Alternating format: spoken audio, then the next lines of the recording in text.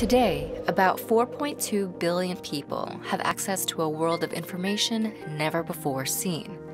Such an extraordinary level of connectedness has revolutionized everything, from science and technology to commerce and romance, and virtually every aspect of our lives.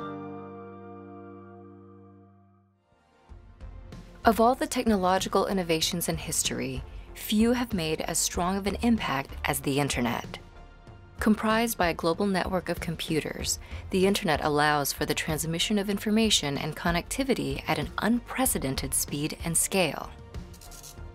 Some of the first computer networks began in the 1950s and 60s, but unlike today's global network, these early networks were centralized within certain businesses and agencies. It wasn't until 1969 when centralized computer networks became connected. Funded by the U.S. Department of Defense and developed by universities, this host-to-host network connection, called ARPANET, a direct ancestor of the Internet, was the first of its kind. The network grew and, by the 1980s, incorporated networks at research institutions and other U.S. federal agencies, such as the National Science Foundation, or NSF. The NSF connected these disparate networks into one large one, NSFNet, which shifted over from being a federally run network to a commercial enterprise for internet service providers. Telecommunications is going to become much more important. Your computer is going to become your window into the world, really, in some degree.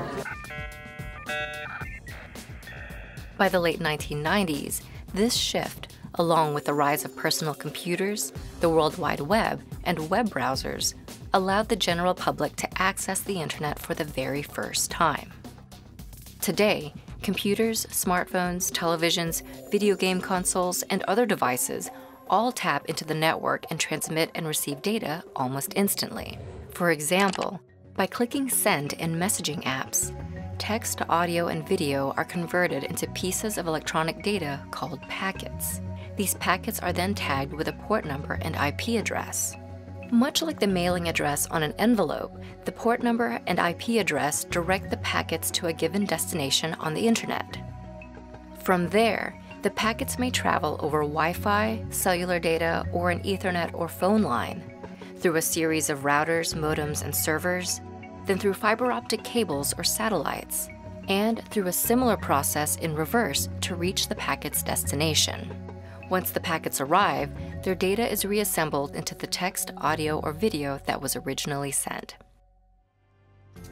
Since the days of the earliest computer networks, the Internet has undergone a tremendous transformation while also transforming the world that created it. From a closed-off network to one that covers the globe, the Internet has provided access to information to every continent, connecting people and ideas like never before.